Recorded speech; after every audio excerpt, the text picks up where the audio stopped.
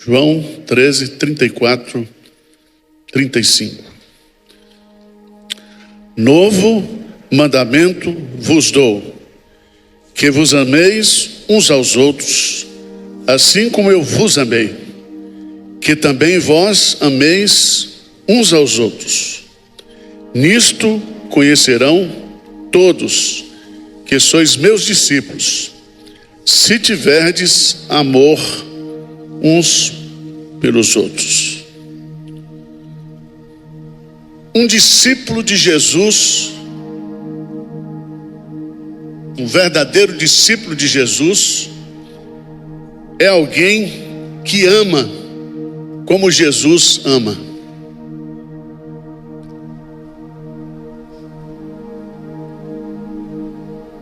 Terminou o sermão.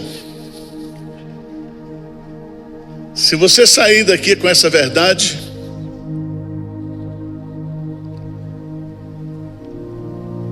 as igrejas mais saudáveis do mundo são as igrejas que investem no treinamento de discipulado. E um discípulo de Jesus é aquele que aprendeu de Jesus, continua aprendendo de Jesus e leva outros a aprenderem acerca de Jesus. O projeto de Deus para nós é nos conformarmos à imagem de Jesus. E nós queremos que a igreja de Pinheiros cresça, mas que ela cresça de forma saudável, com gente que de fato é um discípulo de Jesus.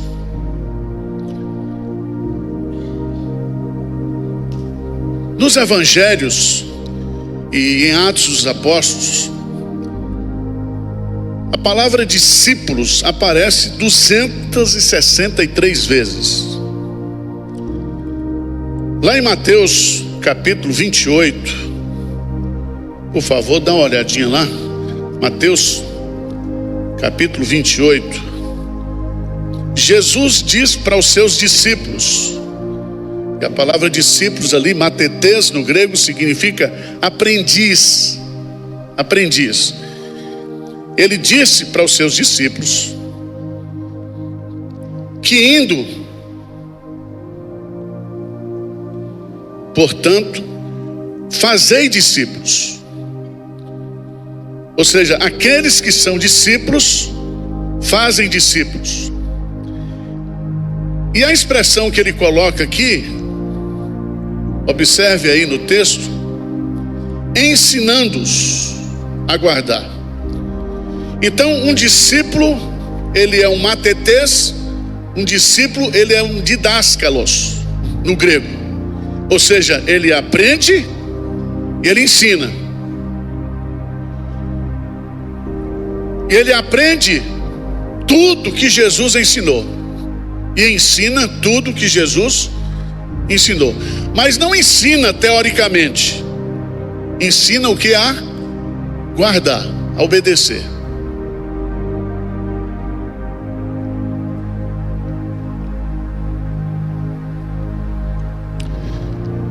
Por favor, lá em Colossenses, capítulo 1, versos 28 e 29. Colossenses capítulo 1, versículo 28 e 29. Você tem um texto clássico do que é o trabalho do discipulado. Colossenses 1, 28 a 29. Paulo diz assim: o qual nós anunciamos, advertindo a todo homem e ensinando, anunciando, ensinando, com toda a sabedoria, com propósito, a fim de que apresentemos todo homem perfeito em Cristo. A palavra perfeito aqui é a palavra teleios, maduro. Ou seja, o propósito do discipulado, a finalidade do discipulado, do ensino na igreja, é fazer com que as pessoas se tornem pessoas amadurecidas espiritualmente, maduras. E isso exige, de acordo com o texto, Paulo diz no versículo 9: para isso é que eu também me afadigo, esforçando-me o máximo possível, segundo a sua eficácia que opera eficientemente em mim. É o esforço humano com a operação do poder do Espírito Santo que nos ajuda a fazer discípulos, ensinar pessoas, com o propósito que essas pessoas elas alcancem a maturidade espiritual.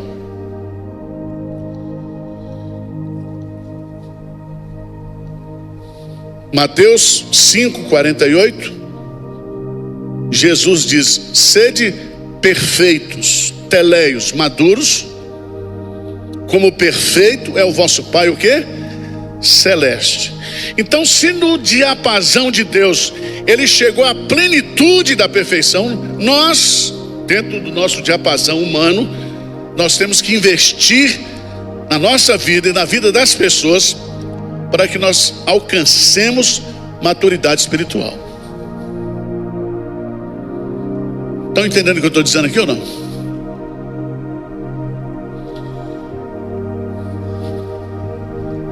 Porque hoje, irmãos, tá difícil saber que é crente.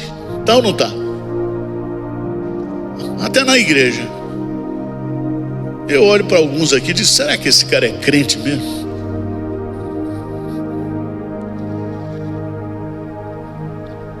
O que é maturidade espiritual? O que é ser maduro espiritualmente? 5 áreas. Você pensa igual a Cristo, você sente igual a Cristo, você tem a vontade de Cristo, você tem a capacidade de relacionamento como Cristo, e você tem uma ação semelhante a Cristo. São as 5 áreas: pensamento, emoção, vontade, relacionamento e ação. Mas eu quero ficar nesse texto aqui de manhã, nesses 2 versículos. 2 versículos. E o ponto principal, a mensagem principal desse versículo, que eu quero que vocês saiam com essa mensagem, é que um discípulo maduro, um discípulo de Cristo, verdadeiramente discípulo de Cristo, é alguém que ama como Jesus ama. Vamos pegar esses 2 versículos aqui. Se você tiver com a caneta aí, você pode usar. 3 observações nesses 2 versículos. 3. A primeira delas é a palavra amor.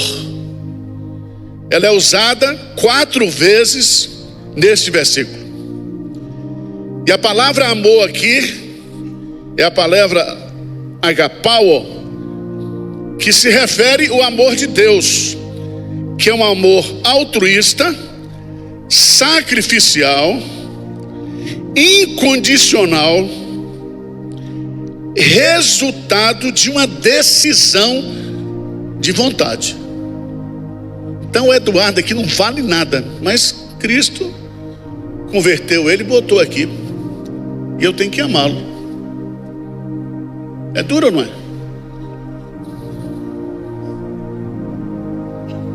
Mas eu não tenho outra opção. Eu tenho que amá-lo com amor ágape.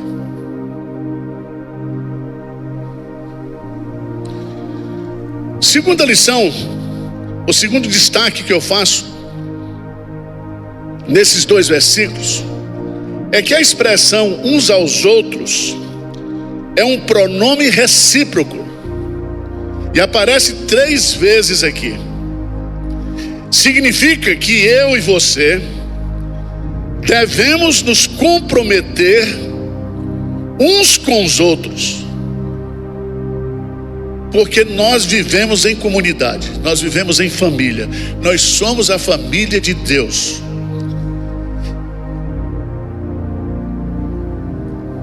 Terceira observação: o pronome pessoal vós, ou traduzindo na linguagem você, aparece nesses 2 versículos 6 vezes, e é enfático.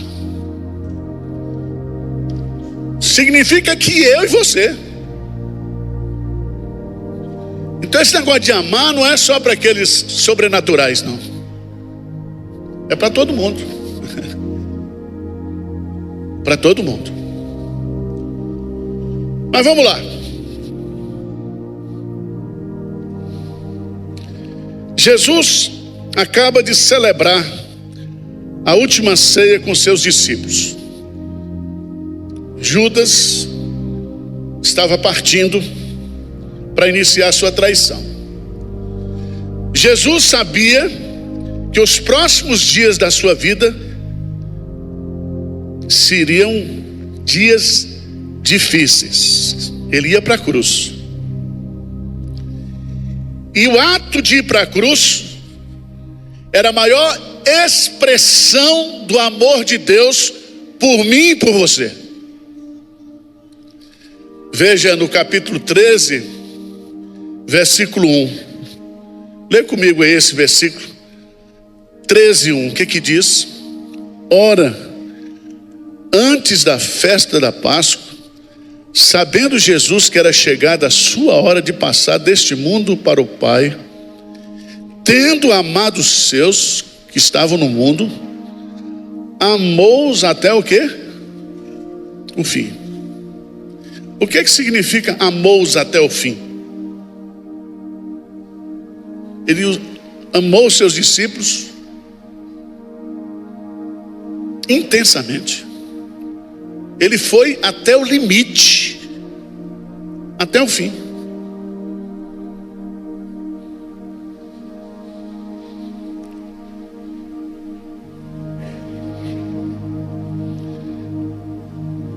Irmãos, nosso mundo hoje, ele é menos tolerante com a nossa fé, com a nossa liberdade religiosa. E a coisa mais fácil hoje é a gente começar a brigar com as pessoas, entrar em conflito. Sabia disso? Nós estamos vivendo num mundo de muita intolerância religiosa.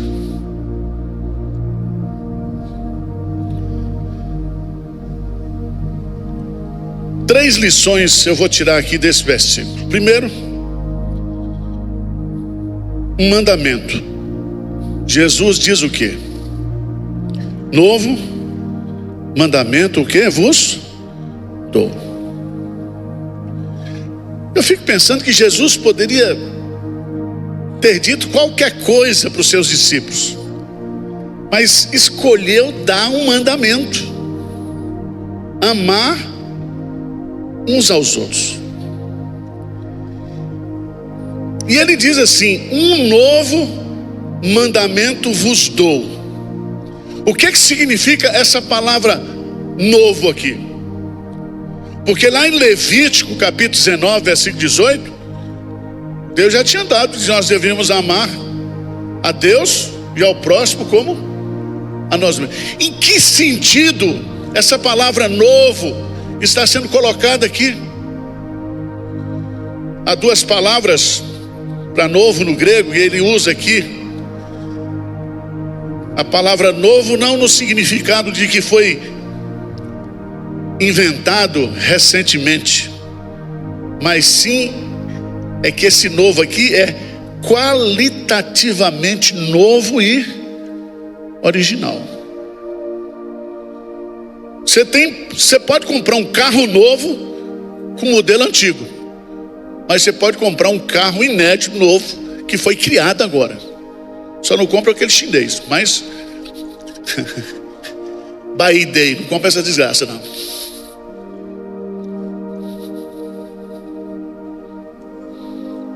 novo. O que eu estou dando para vocês aqui é algo inédito. O que significa isso, irmãos?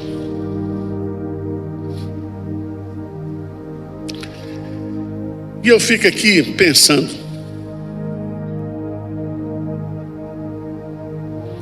Jesus já tinha dito em Mateus 5,14 que nós deveríamos amar os nossos inimigos. Em que sentido amar uns aos outros aqui é algo novo? Primeiro, ele é novo porque é um mandamento dado por Jesus à igreja e não somente para Israel. É novo porque é para todo mundo. É para todo o povo de Deus que foi comprado na cruz. É novo porque é o início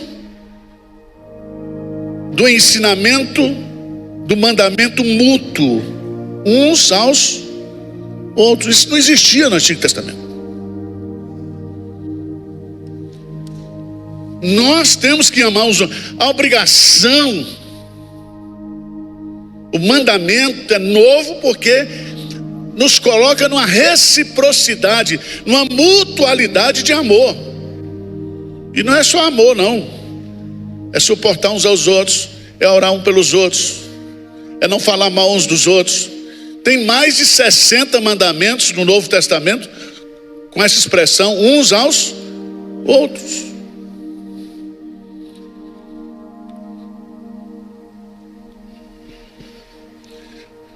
Mas eu entendo que esse mandamento é novo porque ele é um modelo novo de amor. Nós não precisamos nos perguntar como esse amor deve ser, porque Jesus é o próprio exemplo. Ele diz aí no versículo 34: assim como eu vos amei, também vós deveis amar uns aos outros.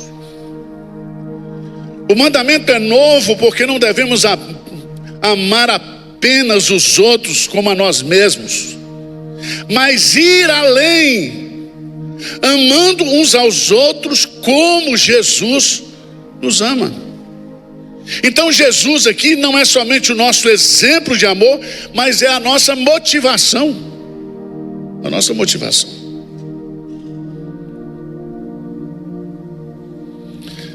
Você já pensou nisso? Que devemos expressar amor uns pelos outros na mesma medida em que Jesus ama a cada um de nós. Você já pensou nisso? Veja lá João 15:12. João 15:12. João 15:12. O que diz João 15:12? O meu mandamento é este: que vos ameis uns aos outros, assim como eu vos amei. Não é amar o próximo agora como a nós mesmos. Aumentou.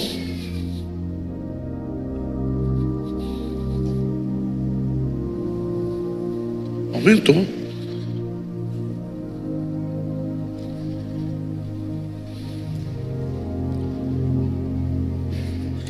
Se você olhar esse capítulo 13, Jesus começa fazendo um trabalho muito sujo, muito humilde. Ele lava 24 pés sujos, inclusive o pé ou os pés de Judas Iscariotes.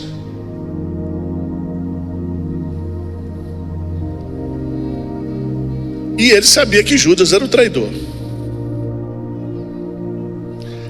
Agora veja, no capítulo 13 aí, versos 14 e 15. Vamos ler juntos. E vamos pegar, por que ele fez isso? Por que Jesus fez isso? 13, 14 e 15. Ora, se eu, sendo Senhor e o Mestre, vos laveis os pés, também vós deveis lavar os pés uns dos, porque eu vos dei o exemplo, para que, como eu vos fiz, façais o que vós. Então veja bem, irmãos, quem ama, serve. Não significa que a gente vai comprar umas bacias aqui na igreja e todo domingo a gente vai fazer a cerimônia do lava-pés. Não é isso que ele está dizendo aqui.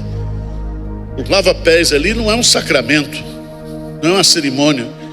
Era um serviço que precisava ser feito pelo outro, que ninguém queria fazer, e ele fez. Mas ele fez porque ele ama. É possível você servir sem amar, mas é impossível você amar sem servir. Então esse negócio de crente individualista, não tem crente individualista? Tem hoje na igreja aqui? Tem. Só tem. Tem crente que não quer nem ser reconhecido, quer falar com ninguém, não se importa com ninguém, não está preocupado com ninguém.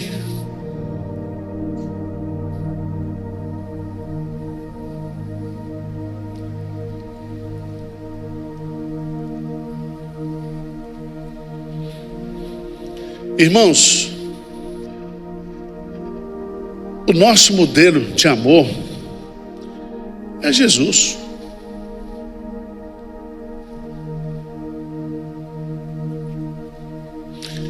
Devemos amar como Jesus ama, servindo o que? Uns aos outros.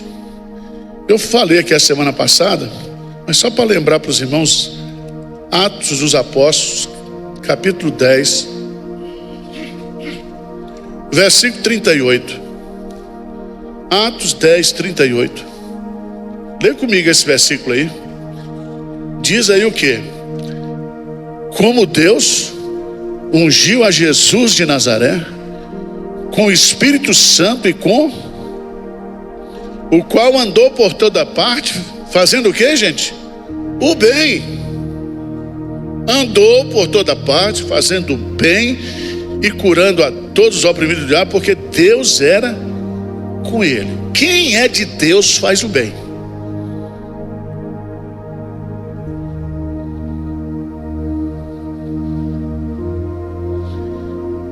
Nós gostamos de receber o bem. Gostamos ou não gostamos?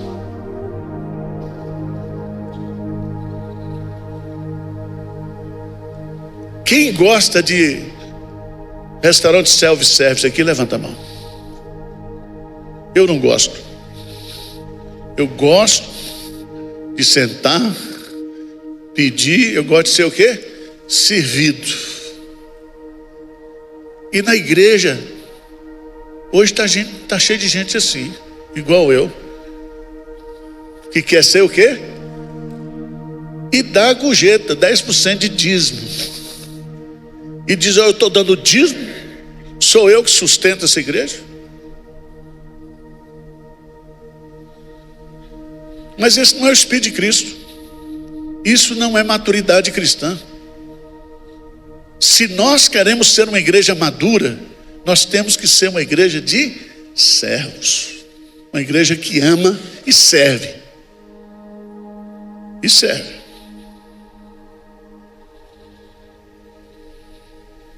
Mas vamos lá. Nós temos o mandamento. Então não é uma opção, tá? É um mandamento. Segundo, o modelo é Jesus. Ele é o modelo. Terceira lição prática: a manifestação através do amor. Quando amamos como Jesus, isso se torna um forte testemunho para o mundo. Veja o que Jesus diz aqui. Veja que coisa pesada, séria. Nisto conhecerão todos que sois meus discípulos, se tiverdes amor uns aos outros. Preste atenção. Nisto todos conhecerão.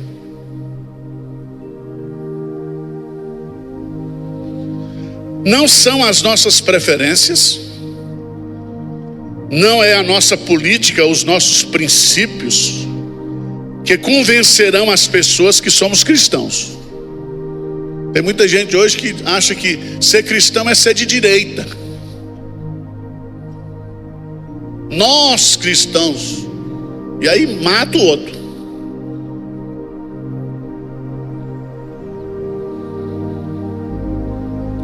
Nós não somos identificados como pessoas de Cristo. Igreja, gente, ninguém quer ver doutrina, ninguém quer ver sistema, organização, discurso. As pessoas querem ver o quê? O amor.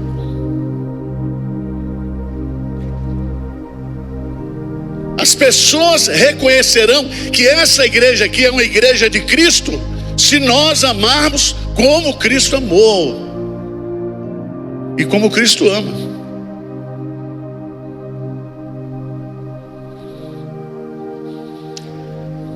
Tem gente que acha que ser cristão é o modelo de roupa que ele usa. Tem ou não tem? Tem igreja assim que a mulher é crente se não usa calça comprida.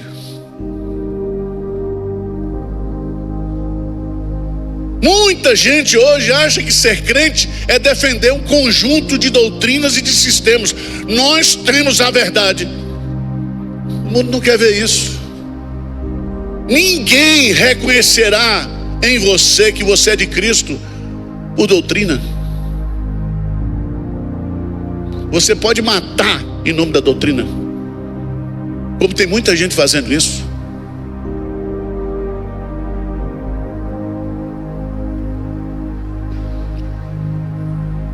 Fico pensando nisso aqui.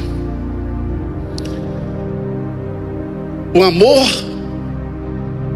que manifestemos uns pelos outros é o testemunho mais forte da verdade que afirmamos crer. Irmãos, por que os 11 discípulos só sobreviveram e prosperaram no contexto da igreja primitiva? Por causa do amor.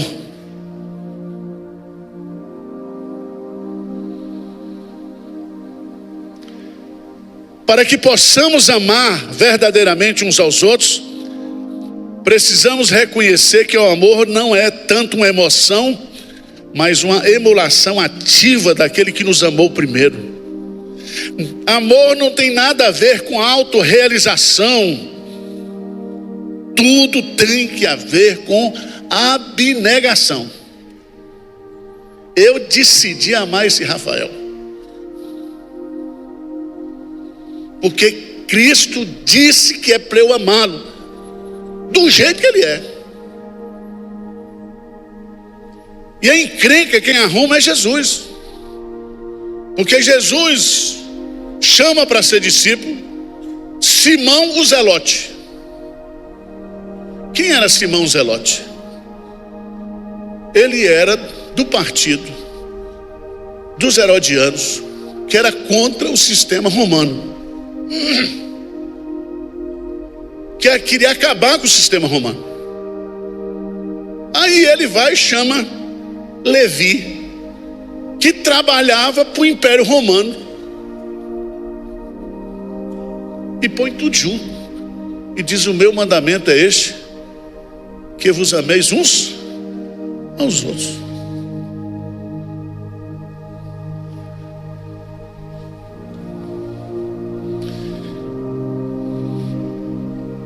Irmãos, o amor que temos uns pelos outros nos deve, ou deve levar os outros a pensarem imediatamente no amor que o Senhor tem por nós.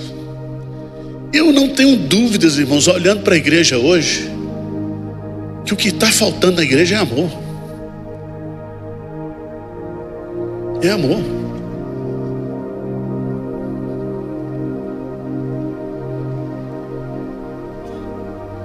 Abra a sua Bíblia lá em 1 João 2,11. Veja que versículo pesado. 1 João 2,11.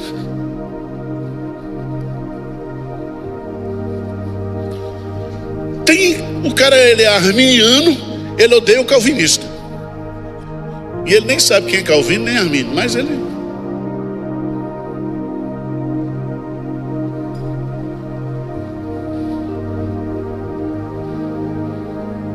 Está assim hoje ou não está? É só ir para as redes sociais. Como é que o sujeito, ele é cheio de doutrina, cheio de conhecimento, sem amor? Sem amor. Vamos ler juntos lá, 1 João 2, 11. Vamos lá juntos? Aquele que odeia a seu irmão está onde, gente? E anda nas trevas e não sabe para onde vai, porque as trevas lhe cegaram o quê? Os olhos. Você já pensou nisso? Como é que um crente aqui na igreja de Primeira diz assim: eu odeio esse irmão, eu odeio esse pastor? É fácil me odiar, mas o ódio no seu coração revela que você está nas trevas. Se você é alguém que nasceu de novo, você ama seu irmão.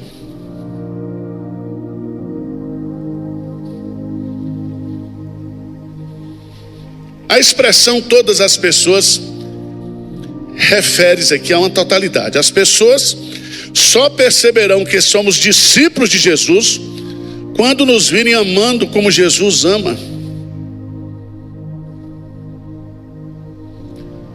O amor que temos uns pelos outros deve levar os outros a pensarem imediatamente no amor que o Senhor tem por nós. Pergunta para você: as pessoas sabem que você é cristão pelo seu amor?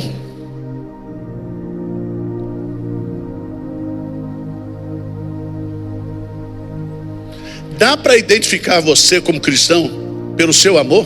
Dá? Mais ou menos. Eu tenho espasmos de amor, mas esse não é o modelo bíblico.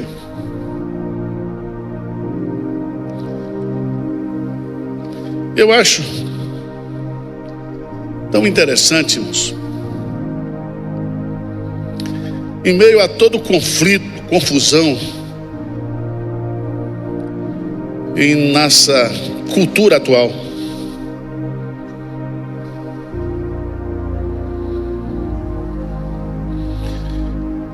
eu vi uma citação de James Merritt que ele diz assim: quando penso na atmosfera tóxica em que vivemos hoje, lembro-me de que cuspir, cusparada e rancor são palavras muito parecidas. Estou determinado a não cuspir, a divisão, a não entrar em discussões, desacordos, nem a não demonstrar rancor contra aqueles que têm diferenças. E ele faz uma coisa que eu achei bonita: não deixemos que o jumento e o elefante dividam o que o Cordeiro fez por nós na cruz.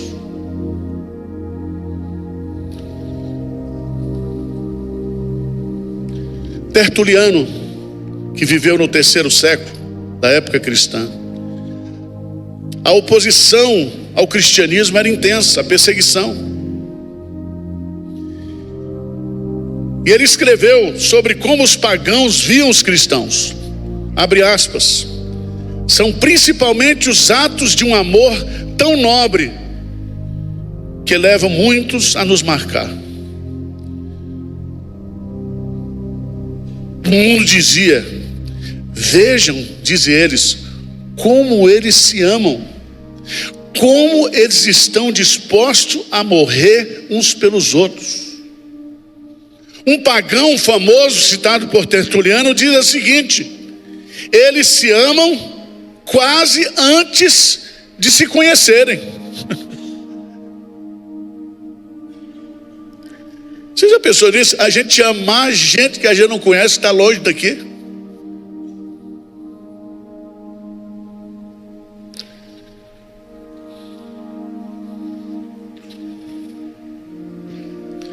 Eu quero terminar com uma pergunta. Há evidências suficientes do seu amor por outros crentes para que alguém conclua que você é um discípulo de Jesus? Será que nós aqui da igreja de Pinheiros podemos ser identificada como uma igreja de Cristo na forma como nós estamos amando uns aos outros?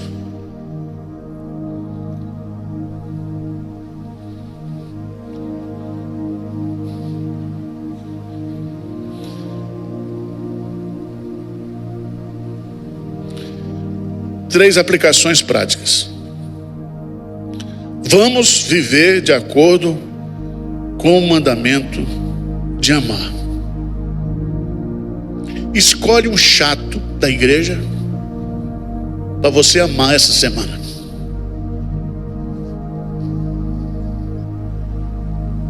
Tem ou não tem? Tem. E você diz: lá veio o chato, chato aqui, chato acolá. Tem ou não tem?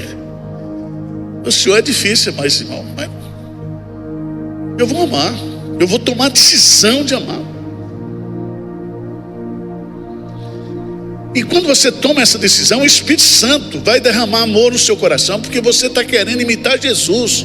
Você está querendo obedecer Jesus.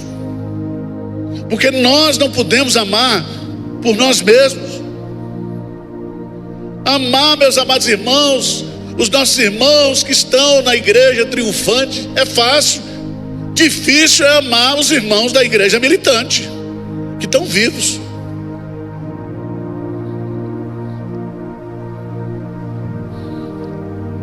Vamos viver de acordo com o mandamento de amar. Sigamos o modelo de Cristo. Terceiro, vamos demonstrar uma manifestação através do amor. E eu vou dar dois desafios aqui. Primeiro, vamos amar os pequeninos, porque quem ama os pequeninos, disse Jesus, ama a mim. Vamos amar aqueles que estão necessitados, porque quando a gente faz alguma coisa para alguém necessitado, Jesus diz que está fazendo para ele. Vamos amar gente errada, pecador. Porque amar os bonzinhos é muito sério. Como é que Cristo nos amou, gente? Eu estou orando agora por todo mundo que fala mal de Pinheiros e de mim na internet. Eu não respondo, porque se eu responder vai dar confusão. Mas eu estou orando, Senhor. E o Tiago Brunet conversando, né? Ele é muito crente. Eu fiz um coach espiritual com ele. Falei, ele disse: ô Brunet, como é que você faz com as críticas? Ele disse: Arival, coloca uma coisa na sua cabeça. Quem critica você não conhece você. Porque crítica é fruto de ignorância. E a segunda razão é inveja. Então as pessoas lhe criticam porque você não conhece você, não sabe você. Não conhece as suas motivações, suas intenções, não conhece.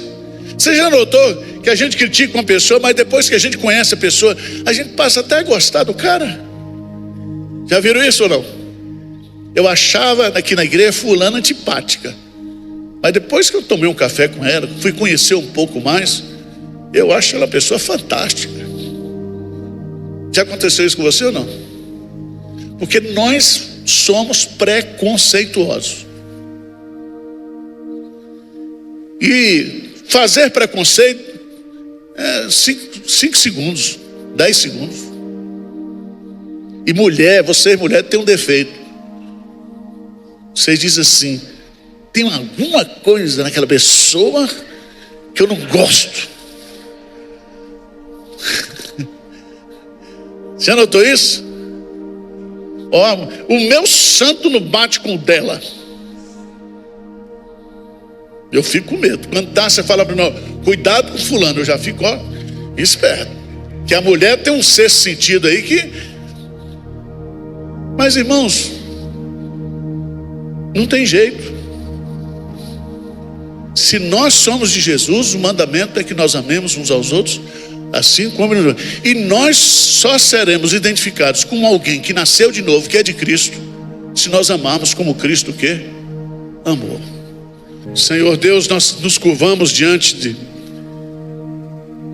da autoridade de Jesus, e que esse mandamento de amarmos uns aos outros como o Senhor nos amou seja encarnado aqui, seja obedecido por cada um de nós. Tira do nosso coração toda mágoa, todo ressentimento, que nós possamos orar por aqueles que nos perseguem, por aqueles que são adversários, que muitas vezes nós não os constituímos. Tira do nosso meio toda mágoa. Trata o coração da tua igreja nesta manhã. Que onde houver dureza de coração, haja quebrantamento. Onde houver mágoa, que haja perdão, Senhor. Que o Espírito Santo esteja derramando o amor de Cristo no nosso coração. Que o fruto do amor produzido pelo Espírito Santo possa ser uma realidade no nosso viver diário, no nosso falar, no nosso pensar, Senhor. Ajuda-nos a crescer em maturidade espiritual, e que o mundo possa ver Cristo através da forma como nós amamos uns aos outros.